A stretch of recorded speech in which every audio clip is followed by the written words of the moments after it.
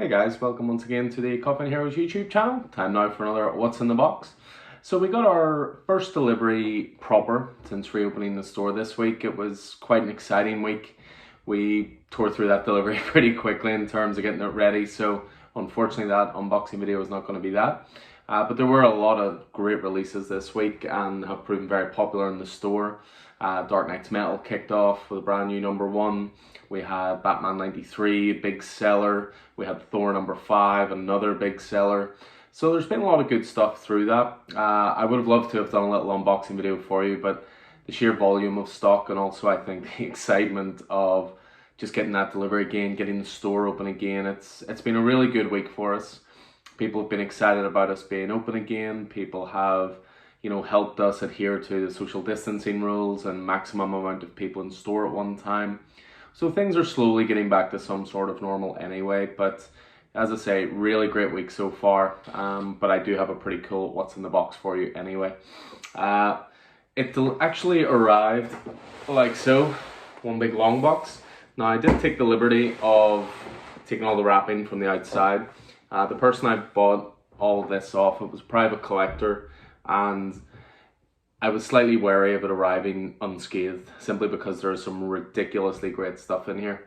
There is some of it's just for me, pre-warning, but there are other parts of it that's for the store, and it took me a good 5 minutes just to unwrap it because he had wrapped it so meticulously well that I was extremely pleased with that. And then I double checked the contents, make sure they were okay, and they were. So brilliantly packed and some amazing stuff here. So I don't have my Batarang at home anyway because now it's back in the store, but this one's easy to open like so. So yeah, there's a wealth of good stuff here. So I'm going to kick things off with two different omnibuses that have arrived for the store. We created a brand new omnibus section and it's proven quite popular already. These are great collections of tons of single issues. It's a great way of having complete stories all in one place, and as I say, it's proven popular so far, so we're going to continue to add to that, on a very, very consistent basis. So the first one here is the Super Sons omnibus. Super Sons was a great run that came out of Rebirth essentially, and it was to do with Jonathan Kent, who is Superman and Lois's son, and Damian Wayne, of course the son of Bruce Wayne and Talia al Ghul, but he chose the sort of superhero lifestyle, shall we say, the crime fighting lifestyle, and became Robin. This is essentially all about two kids who come from very decorated and famous families, characters with famous pasts and legacies, and they feel they have to try and live up to it. What's great about this is it's written for all ages. There's stuff in here you could easily, maybe not this omnibus edition, give to like a 6 or 7 year old, but they would really enjoy this kind of stuff because it's younger crime fighters. It's not all doom and gloom. It's not all, catharsis and darkness and, rising up and all that kind of stuff. It's aimed at all ages, and there's some great adventures in here. Plus, they're just really good comedic foils for each other. Jonathan is much more set in his ways and is, very much the embodiment of, truth, justice, and the American way, like his father. Damian was raised by assassins before he even got to meet Bruce, his father, and then obviously trained as Robin. So they're really two great clashes of personality, but at the same time, they really respect each other and what they can do. So they're essentially best friends, and it's a relationship that has been actually continued in bits and pieces here and there in the current comics. So just to give you an idea of what goes into this one, so it collects Super Sons 1 to 16. So that complete run. It also has a Super Sons annual in there. You have Super Sons / Dynamut #1, that was a crossover. Then you have Superman 10, 11 and 37, 38. Teen Titans 15, and then a short story from DC Rebirth Holiday Special. So pretty comprehensive. Really, really recommend that for readers of all ages. I actually have a copy of that myself as well at home. So I suppose that's the ultimate compliment I can give it, but great stuff. Another one that, again, I have at home because I ordered a few of these for the store and made sure I had one for myself. What we have here, if you were privy to any of the previous, what's in the box videos, I showed off my Fantastic Four #48, which was the first appearance of Silver Surfer. So this omnibus, this is a new printing of Silver Surfer, but this is actually his solo series. So this is not actually like first appearance and stuff that's in Fantastic Four. This is actually a brand new printing of the Silver Surfer Volume 1, which covers Silver Surfer 1 to 18, as well as the Fantastic Four Annual number 5. So a little bit of FF love in there. And then a one-shot called Not Brand Ek, number 13 as well. But yeah, I have a copy of this myself at home. I haven't actually opened it up just yet. I do have some essential editions just behind me there. Let me see. So these ones are essential editions. What these are actually the same stories that are in this, but these are black and white. They're sort of cheaper prints for it. So if you're just looking like entry level into it, those essential editions are pretty good. But if you want the full color experience and them to be enjoyed the way they were originally intended, these omnibuses are the way to go. So yeah, you're getting 20 issues in there as well. So again, the omnibuses, they can be pricey, but I think what you're getting for them is worth that initial outlay. So copies of that in the store as well as on my bookshelf. That is the Silver Surfer Volume 1. Then the other stuff we've got in here are actually comic runs. So this was the really pricey element of my what's in the box, and this was why I was checking the tracking details every single day to make sure this was on its way and to make sure someone was at home to get it. So on a previous What's in the Box as well, I talked about a series called Scalp by Jason Aaron and R.M. Guerrera. Thoroughly brilliant series, just got the trades into the store. But this is for me, an opportunity came up to get this and I couldn't resist.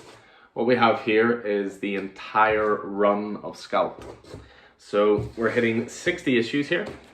Again, this is from the sort of Vertigo Golden period that I've alluded to before.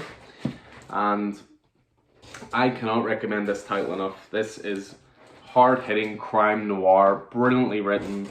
You know, if you listen to our podcast or anything like that, you'll know certainly Keith, who does it with us, he is a massive Jason Aaron fan through his Marvel work. I'm more of a Jason Aaron fan through his indie work. Scalp being a prime example, Southern Bastards being another great example. But yeah, I absolutely adore Scalp, and I've never owned the single issues. So just to show you that I do continue to be a collector, even though I have a store, the opportunity came up for this. Look at that, glorious. The opportunity came up for this to go into my collection, and I have all the hardcovers, but this unfortunately is sometimes the bad thing with being a comic collector. You end up with sort of multiple editions and so forth. But I've never seen these all in one place available. We have some issues in the store, but it's the kind of thing like if you picked up sort of 10 or 12 issues off us, you'd end up searching 5 issues off another store and 2 issues off another store and building it bit by bit. This was an opportunity to get it all in one, and I'm really chuffed with that. So yeah, won't be available for sale in the store, sorry guys. That is straight into the personal collection. But the next 2 things are going to be going into the store, simply because I've already got them. But they are no less special. And this one was the main one. As much as I cared so much about my Scalp, it wasn't quite as pricey as what this is. And again, if you're a regular from the store, you'll have no doubt heard of this title because Vicky never shuts up about it. But with good reason. This is Saga. So, again, if you've listened to any of the podcasts or watched any of the previous YouTube videos, you know how much I go on about a writer called Brian K. Vaughan, who wrote Why the Last Man, which of course we got the omnibus in of recently as well. And it's my personal favourite comic of all time, but this is Vicky's personal favourite comic of all time. So Saga, I sell it the same way to everybody. It's Star Wars for adults. And what I mean by that, I don't mean that in a denigrating way to Star Wars. But the thing is, Star Wars is for everybody. It's for all ages. It's family friendly. Saga is not. Saga is very much sort of a 18 rated title, I would say. I like to keep this YouTube channel clean, so I won't tell you what the opening page is, because there's a quote from it that I will never forget. But it does involve swearing, and I don't want to go on to that. But Saga number 1 as well. It's probably, along with The Walking Dead number 1, the most valuable of number 1s when it comes to indie comics of the last sort of 15-20 years. I was lucky enough, we lived in Cambridge at the time, and our local comic shop that we went to there, we got on very well with the owner. And about a month before it came out, he said, look, make sure you get this. This is going to be amazing. And it is. It is absolutely brilliant. It's 54 issues so far.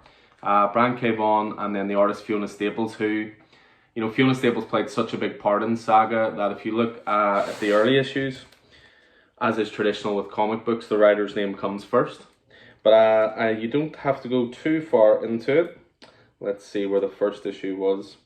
So up until issue 24, it goes Brian K. Vaughan, Fiona Staples. From issue 25 onwards, you have Fiona Staples, then Brian K. Vaughan. And that comes from Vaughan himself. He essentially said that as good as his writing is, you know, which he sort of said tongue-in-cheek, but it is. He said Fiona Staples' art is the reason this series is the hit it is, and it is amazing artwork. It's quite clean, simple lines, but it's such a breadth of imagination and storytelling, and they create this whole galaxy. That's what I mean by Star Wars. You know, they go to different planets and encounter different races and different ecosystems and that kind of thing. But as I said, it's 54 issues so far. It is pricey to put it all together like this, but they are available in trades. So each trade has 6 issues, a complete story arc. And then there's also hardcover editions, which I'm pretty sure we have around here somewhere. They're about somewhere. Terrible when you've got so many comics that you just sort of go there about somewhere. But we have those, and then there's 3 of those hardcovers, I should say, sorry, which are 18 issues each, and they're a little bit bigger, you know, more deluxe. But there's also a compendium, which is all 54 issues in one, and it's really well priced. I think off the top of my head, we've one in store and it's £54, which if you break it down is £1 an issue, and you can't say fairer than that. The title is on a year break at the moment. Well, it's actually been more than a year, but when they first ended issue 54, which ended in quite the heartbreaking way, they said they were taking a year off just to recharge the batteries, get ahead of the game with having the issues ready. So we're still eagerly awaiting news coming back on Saga. But this is the kind of story that we always have the trades in store on the shelves. As soon as it sells, I order it straight back in because people are reading it at different speeds. And I hate the idea of someone maybe having read volume 1, 2, and 3, really excitedly coming in for volume 4 and, you know, having to tell them we're out of stock. So yeah, that will be for sale in the store. That's all 54 issues, which it is going to be quite pricey, I have to pre-warn you, but the trade paperbacks, if you're looking at a great series to get into, I cannot recommend it enough. And even if you just want to dip your toe in the water with it, we have what are called Image Firsts in store. And Image Firsts are £1 reprints of the first issue. So although it doesn't have the value for collectors the way that a first print #1 will have, it will allow new readers to get into the story. So Saga, the entire run there. And then I've got one more run for you here as well. I think I have one other box over here. I'll grab that after I grab this. So again, this is, I do worry sometimes I become a little bit of a broken record with everything I recommend and everything I get into the store, but there's just certain things that are such great quality that I can't help but consistently get them in and recommend them to people. And that is the case once again for probably about the 5th shout out on this YouTube channel and about the 100th on the podcast. We have Batman, the New 52 run. This is not the entire run. It is, however, the first 22 issues of the run, which encapsulates Court of Owls, City of Owls, Death in the Family, and also the beginning of Zero Year. Now, same again, this was all from one big collector, so everything's been immaculately stored, beautiful Mylite bags. That's actually the issue 0, but you've got this absolutely beautiful, oh, no you don't, that's number 39. This absolutely beautiful #1 first print. A few years ago, this was a really pricey comic. It's come down a little bit since, but it's still quite valuable. You know, it's probably a £25 to £30 comic still. You know, first appearance of the Court of Owls, first New 52 Batman title, that kind of thing. So this run, again, I don't need to go off on another tangent about how great it is. Check out the Batman Starting Points podcast or YouTube show. But I can't recommend that enough. But yeah, always getting these issues in the store where we can. Again, people are collecting them in different ways. They might have collected some of them at other stores and then come to us to try and gap fill, that kind of thing. So that's why we're always getting those back in stock, because this is a timeless run, to be honest. And I think there's a lot of a lot of collectors who will happily go back and try and trace all of them. So Batman New 52, the first 22 issues, plus a random 39. So just one more box then, just to finish off with, which again is continuing my love of stocking the store with as many omnibuses and compendiums as possible. So I've got 3 new ones again going into the store, and 3 quite different ones as well, which I think is really, really important. You know, we don't want to just be getting the same stuff in all the time. I know I obviously chatted about New 52 and Batman, all that kind of stuff, but we want to broaden it as much as possible and offer as much choice as possible. So the first one we've got is the complete iZombie omnibus. Now, iZombie has become a popular show. I believe it's on Netflix as well. I'm a fan of the comic. I haven't watched any of the shows, so I can't really comment as to how authentic it is or how well it's translated, but it's been going for a good few seasons, so I'm guessing people are digging it. But the original series was written by a guy called Chris Robertson, and the main thing that drew me to it was the Allreds on art. So Michael Allred and Laura Allred, and they were the guys who did that Silver Surfer omnibus that, again, I seem to be repeating myself all the time with how good it is. But yeah, this one, iZombie, very simply, Gwen Dillon is not the girl she used to be. She died once, but it didn't take. Now her best friends are a ghost girl and a were-terrier, and you thought your life was complicated.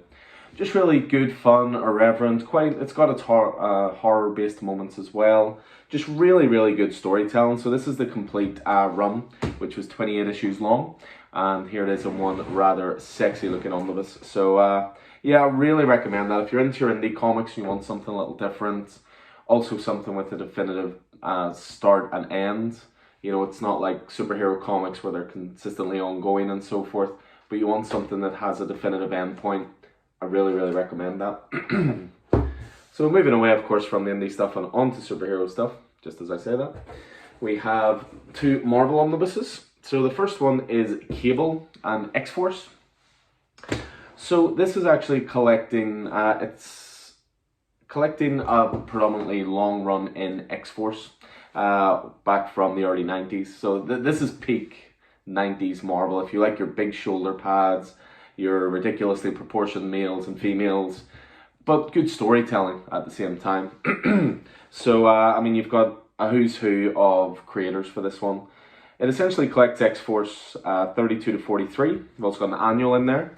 You've got stuff from the Cable solo series, so 9 to 20. Stuff from X-Factor, Excalibur, and also from Wolverine. So, covers a pretty broad spectrum of Marvel at this point. But as I said, it's a who's who of, you know, artists and creators. You've got Fabian Nicieza, who was one of the co-creators of Deadpool. You've got Jeff Loeb, you've got Scott Lobdell, Larry Hama, Tony Daniel, Terry Dodson. Just great run of creators there. And this is, again, quintessential Marvel 90s. So that is the Cable and X-Force omnibus. And then the last one, save the biggest for last, as they say. Whoa, look at the size of that. So the last omnibus is for everyone's favourite web slinger, Spider-Man.